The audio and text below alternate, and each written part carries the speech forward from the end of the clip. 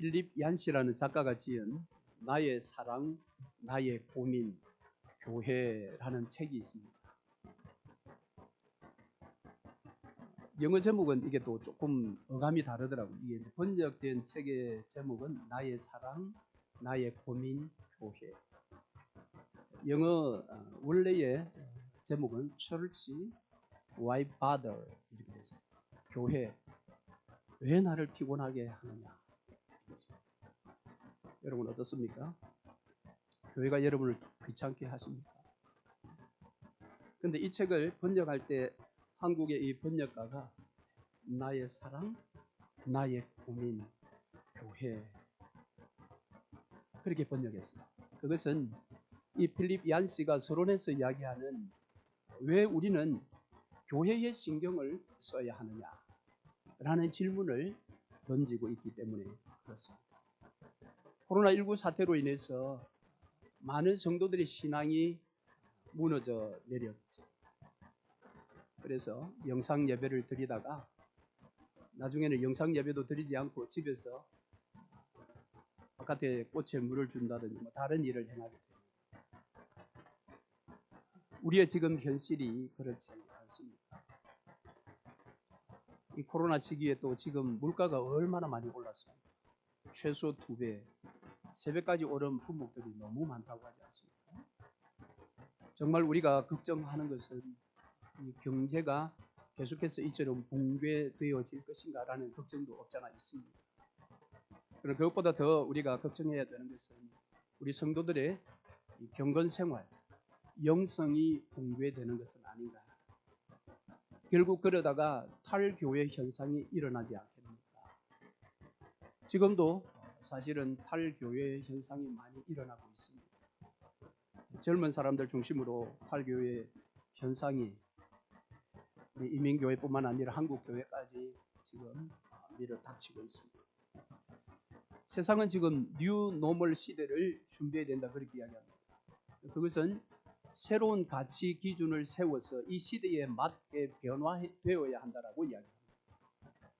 어쩌면 교회에도 이 뉴 노멀 사상이 또 강조될지 모르겠습니다. 교회도 달라져야 한다. 그렇게 이야기될지는 모르겠습니다. 물론 교회는 그 시대의 변화에 적절히 이 변화된 옷을 입고 지금까지 달려온 것은 사실입니다. 그러나 분명한 것은 외형적인 것은 변화가 있지만 교회의 본질에 있어서는 결코 변할 수가 없다는 것입니다. 그 본질이 변화되지 않았기 때문에 교회의 역사 2000년이 지금 흘렀지만 여전히 이 땅에는 수많은 교회들이 있는 것입니다. 그래서 오늘 우리가 이 교회에 대해서 한번 생각해 보겠습니다. 우리 모두가 이 코로나의 시절에 교회를 생각하면 필립 얀시 작가처럼 나의 사랑, 나의 고민, 사랑하면서도 생각하면 교회에 대해서 고민이 됩니다. 이 부분을 함께 살펴보면서 교회의 본질, 시대가 아무리 변화되어도 시대에 걸맞는 새로운 기준으로 교회가 돌아가는 것이 아니라 교회만이 가지고 있는 그런 영원한 기준, 본질, 그것을 한번 생각해 보겠습니다. 오늘 우리가 읽은 본문은 솔로몬이 성전을 지었던 내용입니다.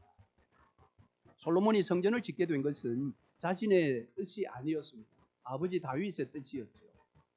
다윗이 성전을 지어서 하나님의 임재가 있는 이 언약궤를 그 성전에 모시고 싶었습니다.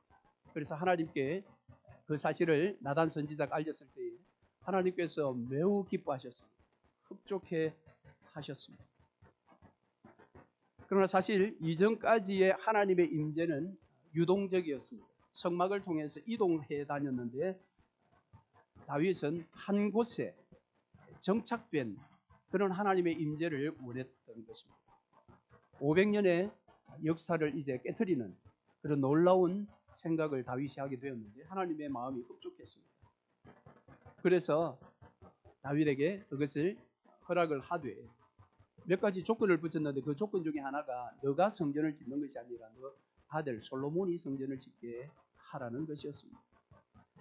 다윗은 자기가 짓고 싶었지만 하나님께서 그것을 원치 않으셨기 때문에 성전을 지을 모든 준비를 다 하고 아들이 짓도록 했는데 그 아들이 드디어 짓게 됩니다. 오늘 2절 말씀해 보시면 솔로몬이 왕위에 오른 지 넷째 해, 솔로몬은 BC 970년에 왕이 됩니다. 3대째 왕이죠. 근데 왕이 되고 나서 이제 4년째니까 BC 966년경에 그가 성전을 짓게 됩니다. 그래서 오늘 성전 짓는 이 규모, 크기에 대해서 규빗이라는 이전에 전통적으로 재었던 그 길이의 어떤 수치를 가지고 크기가 어떻게 되었다 쭉 이야기를 하는데요. 여기에 규빗이라는 단어가 많이 나옵니다만은 더불어 많이 나오는 단어가 하나 있습니다. 그것은 금이라는 단어입니다. 금. 성전의 모든 재료에 가장 많이 들어간 것이 금입니다. 금. 심지어는 오늘 말씀해 보면 9절 말씀에 못 무게가 금 50세겔. 그 나무와 나무를 연결하는 못까지도 금으로 만들어라 하셨습니다. 쉽게 이야기하면 온 재료에 금칠을 하는 거예요. 금칠이 아니라 금을 입히는 거죠. 왜 이렇게 하나님은 명령을 하셨습니까? 너무 사치스러운 것 아닙니까? 굳이 목까지 금으로 만들 이유가 뭐가 있겠습니까? 그런데 모든 것을 다 금으로. 그런데 이 성전이 이제 신약에 오면 교회로 넘어갑니다. 즉 교회가 성전의 완벽한 이 땅의 그런 형체, 공동체인 것입니다. 자, 그러면 오늘날 교회도 금으로 다 모든 기구를 입혀야 하지 않겠습니까? 금 강대상. 도대체 하나님은 왜 성전에 있어서 모든 재료에 이 금을 입히라고 했습니까? 그것은 성전의 고귀함을 드러내기 위함입니다. 귀함이라는 것입니다. 고귀함. 그래서 이 성전이 하나님이 임재하시는 고귀한 장소인 것처럼 오늘날 주의 몸된 교회가 바로 이 고귀함을 그대로 가진 공동체입니다. 그래서 주께서 피 흘려 값주고 사신 모든 교회는 다 고귀한 공동체입니다. 그 교회가 크든지 작든지 상관없이 모든 교회는 교회라는 이름 그 자체로 고귀한 공동체입니다. 그래서 아무리 작은 교회라 할지라도 무시당해서는 결코 안 된다라는 것입니다. 아무리 작은 교회라도 별 볼일 없는 교회는 이 땅에 존재하지 않습니다. 그것은 하나님께서 함께 하시고 하나님께서 당신의 뜻을 이루어가는 곳입니다. 그리고 사도 바울이 말한 것처럼 이 교회는 이런 조직된 공동체로서의 교회이기도 합니다만은 저와 여러분, 예수 그리스도를 주로 믿는 자들 우리가 교회라고 합니다.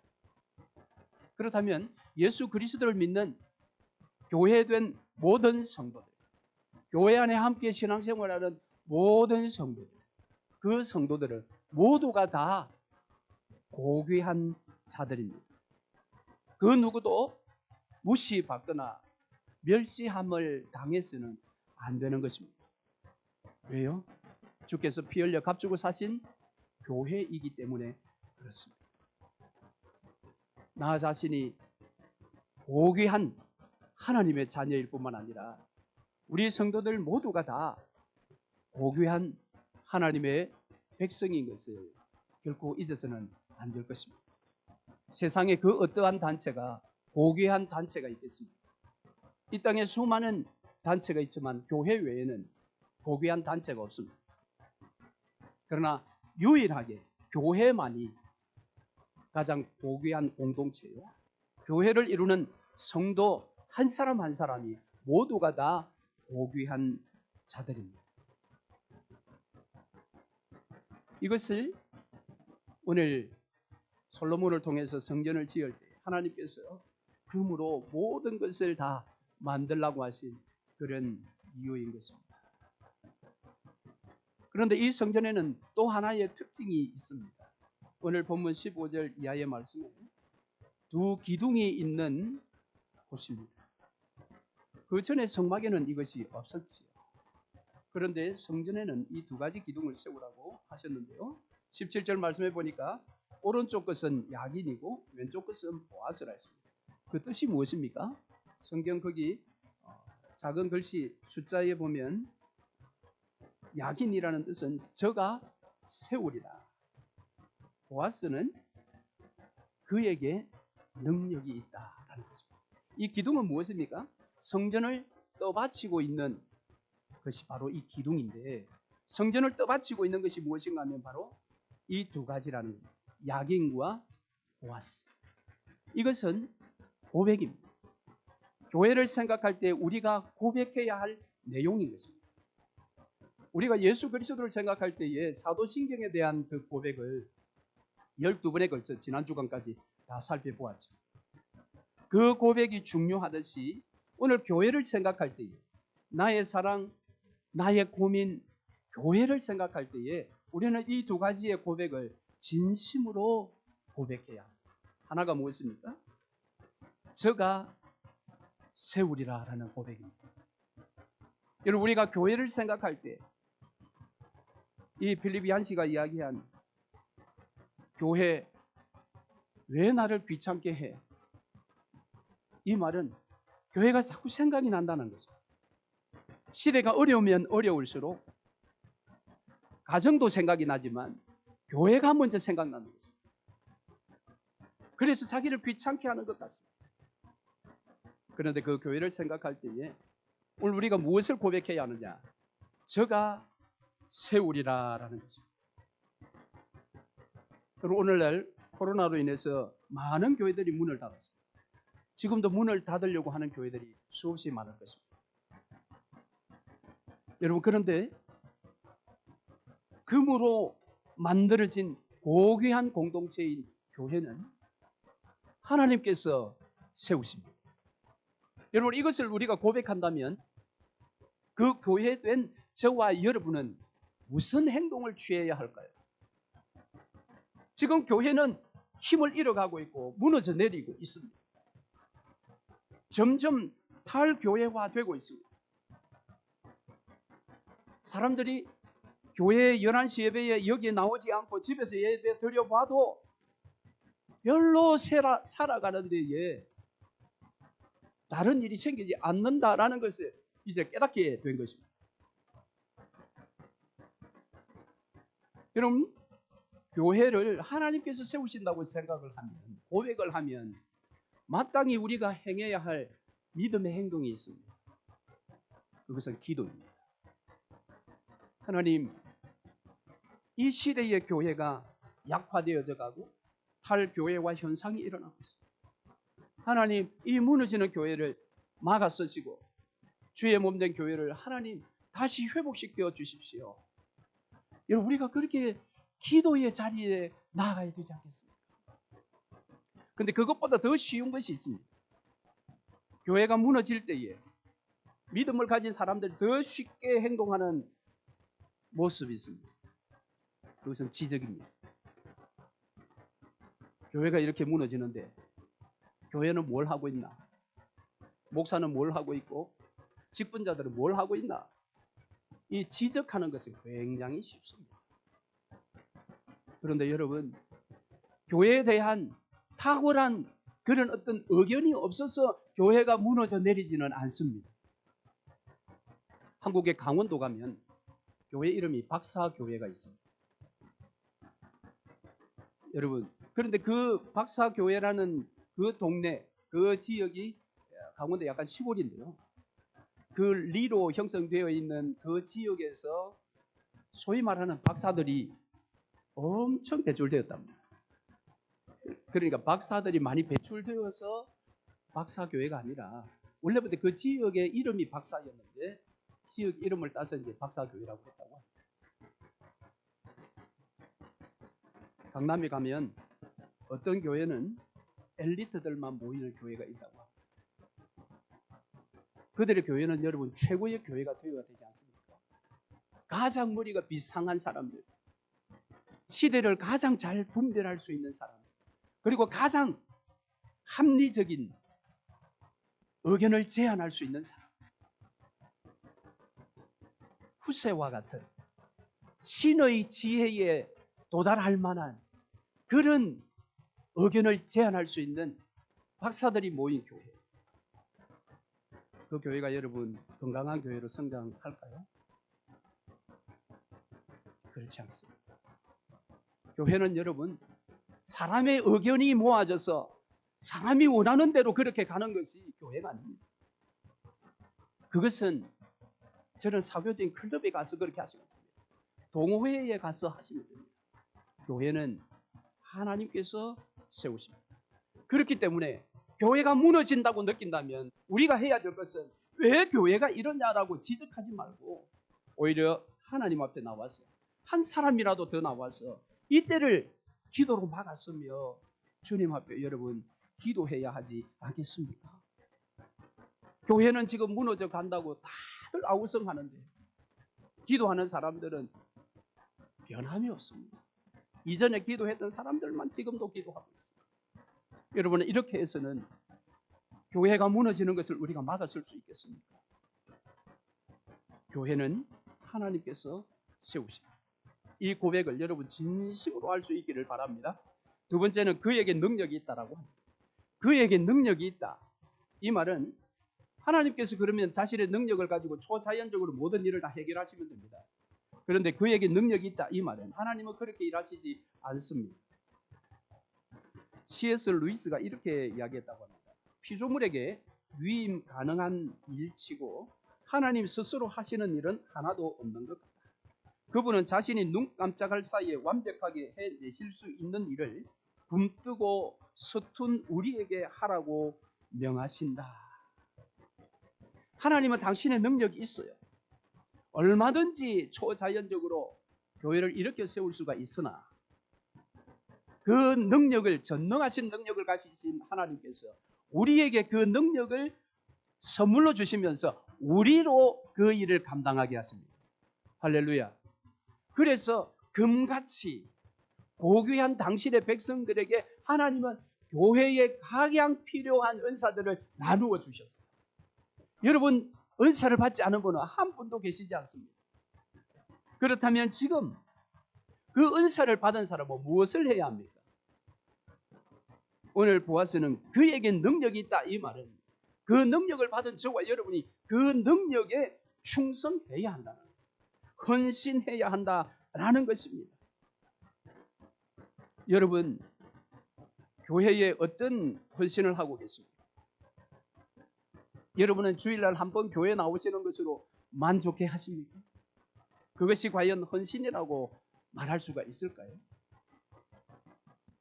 교회는 모든 성도들이 다 능력자입니다. 헌신자입니다. 여러분 받으신 그 능력을 교회에서도 충분히 사용하셔야 합니다. 그럼 내가 받은 은사가 뭘까요? 내가 받은 능력이 뭘까요? 눈에 보이는 것이 여러분 능력이에요. 눈에 보이는 것이 여러분의 은사입니다. 쉽게 말합니다. 예를 들면 그것입니다. 우리 편장님 오늘 기도하실 때도 기도하셨습니다만 우리 교육기관들이 지금 여름 수련회를 준비하고 있지 않습니까? 이번 여름 수련회에 유스에서는 어떤 모임을 할까? IM은 어떤 주제를 가지고 모일까? 이게 여러분이 생각나고 이것이 보인다면 여러분에게는 그 주일학교 교육에 대한 은사가 있는 것입니다. 여러분 교회에 어떤 부분들이 보이시지요? 쉬운 예를 들면 주일이 지나고 나면은 여기 장의자에 오늘 주보가 이렇게 꽂혀 있는 경우들이 있습니다. 사람들이 주중에 여기 본당을 지나다닐 때도 웬만한 사람은 그 주보가 꽂혀 있는 거 눈에 들어오지 않습니다. 그런데 그것이 눈에 들어옵니다.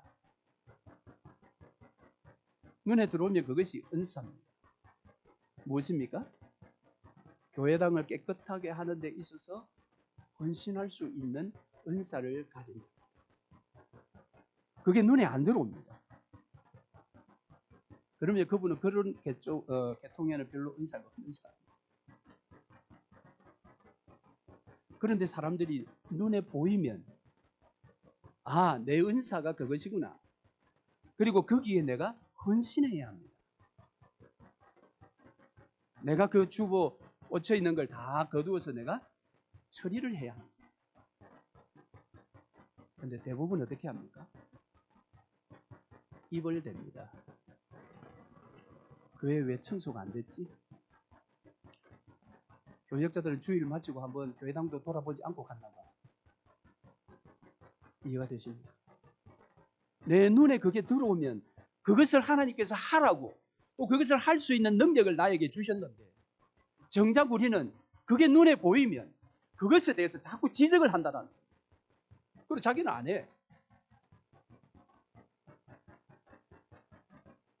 그것은 여기에 금 같은 고귀한 성도의 모습이 아니라는 것입니다.